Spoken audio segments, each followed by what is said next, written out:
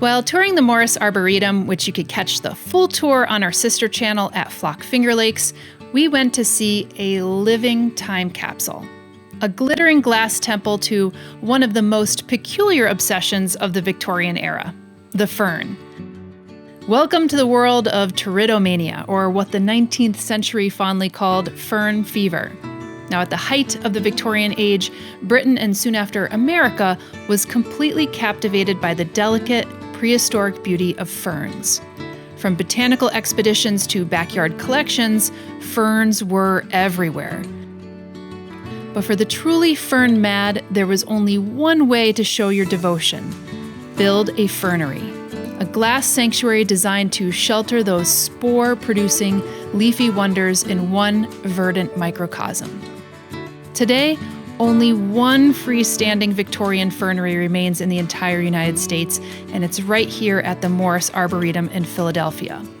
The Dorrance H. Hamilton Fernery, built in 1899, is a stunning relic of Victorian ambition, horticultural obsession, and the enduring magic of ferns that still captivates visitors even over a century later.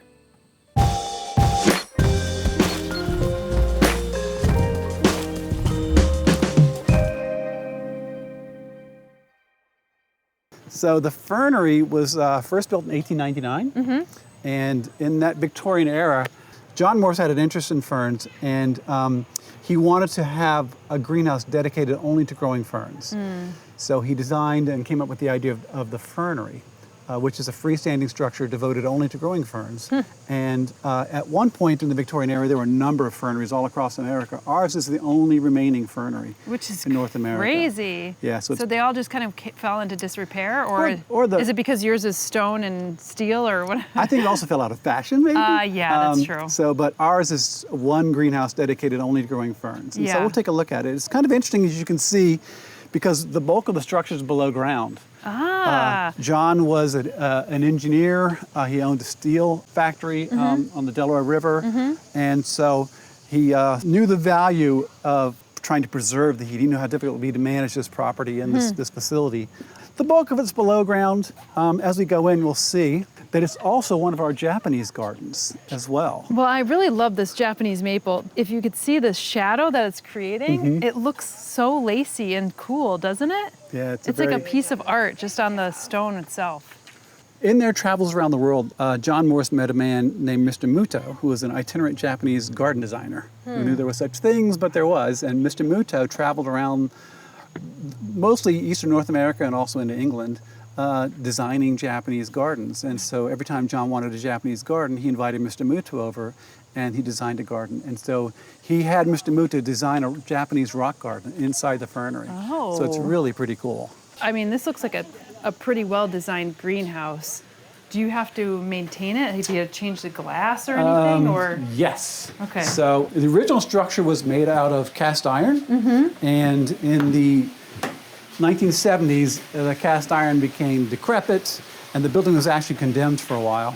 And so, fortunately, we preserved all the members. In 1993, we took all the superstructure of the building and used those members as templates, and then we created a new structure made entirely out of stainless steel.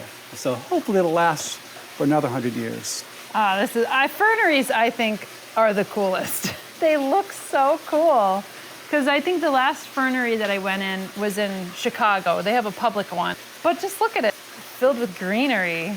Well, this is one... And all the texture and color of green. This is one place in Arboretum I can tell everybody I know every plant in here, because they're all ferns. There's nothing but ferns in here. So that's easy. That's a fern, this is a fern, that's a fern. They're all ferns, no questions asked.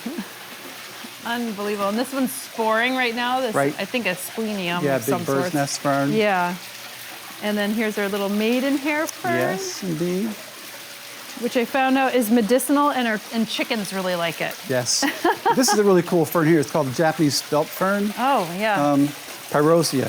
Pyrosia. Pyrosia lingua. So, lingua, like a tongue. Yes, exactly. Yeah. Yeah, this is pretty exquisite.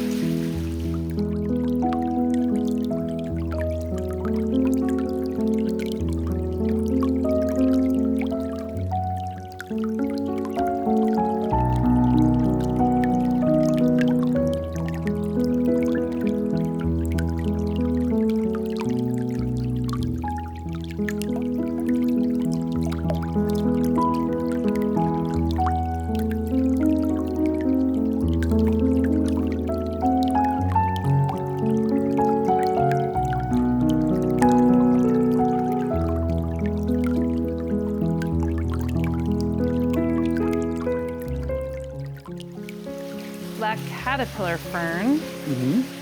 A number of tree ferns as well. But you can get the sense of the dynamic nature of the rockwork in here. Yeah, absolutely. It's very much that Japanese sort of feel to it. I mean, you might not personally take care of this fernery, but I would imagine the ferns start sporing, moving around. Seems like the walk paths are really clear. How much do you have to like weed? A lot. A lot, okay. Because not just the ferns, but everything else wants to grow in here as well. Yeah. And so we're constantly weeding out all the bad things. Yeah. And then keeping ferns from going on every single surface. I mean, if we left this to its own devices, you would see nothing but ferns in here.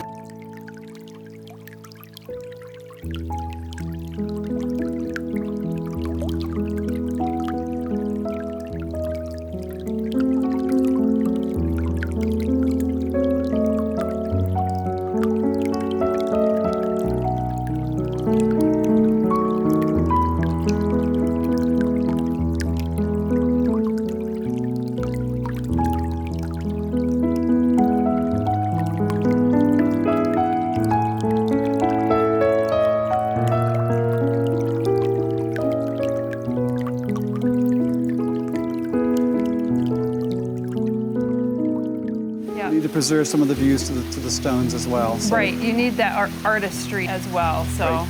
And so it's actually a lovely day to be in here today because it's not too hot outside. Not too hot, yep. But a typical July and August, it's swelteringly hot in here, and so it's a challenge to maintain because the humidity level is so high in here. It just really does eat the motors for the fans and the gears, et cetera. So there's a lot of maintenance from that perspective that has to happen in a structure like this. And I see that you have shade cloth. Is that ample enough for?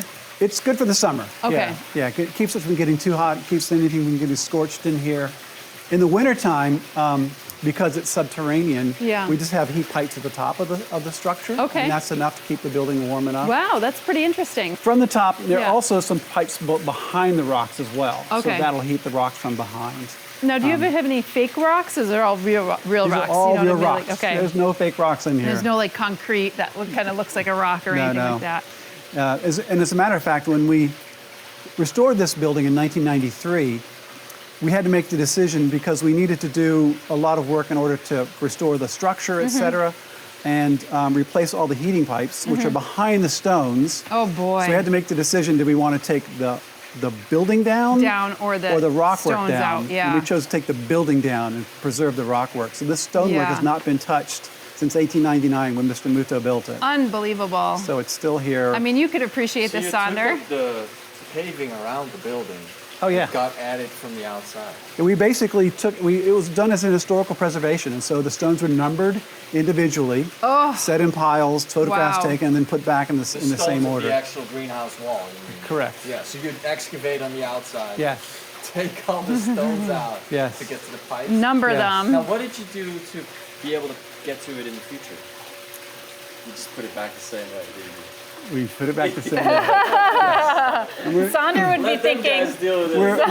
We're dealing with some of those issues now, actually, because our waterfall is having some issues, and the pipes that feed the waterfall are actually through the stone wall. Oh boy! So these are things that you want to think about ahead, but 200 years ahead, when you're like, those sorry suckers. It's not going to be my issue. Yeah. But it's challenging from that perspective. So we also swap the ferns in and out of here a lot. Our propagator is very active in the Fern Society. She's constantly trading old ferns out for new ferns, different varieties all the time. A propagator of ferns, you know, they're just like the spore, you know, everything like sedges and ferns. It's like spore, it's like dust, you know. They're crazy people. They're pretty crazy. People.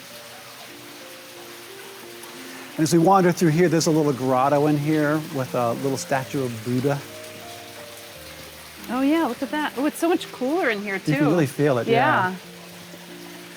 And I love all the little pockets that they've created in here, probably for other ferns or for other things? Other things. Yeah. There were a lot of Tchotchkes. artifacts in here that we didn't put back because we're a public garden now, so they might disappear. Yes, that's a good point. But to give you an idea of the kind of wear and tear, these railings were brand new in 1993. And if you look at how they've started to delaminate from all Yeah. the moisture. So one of the things we do is we have a very strong education component. And so we do a number of school tours, and we bring all the kids into the fernery, and we tell them the story that ferns were the contemporaries of dinosaurs. And we tell them there's a dinosaur in here. And I think you probably already saw it, didn't you? I don't know if I saw the dinosaur. There's a dinosaur in here.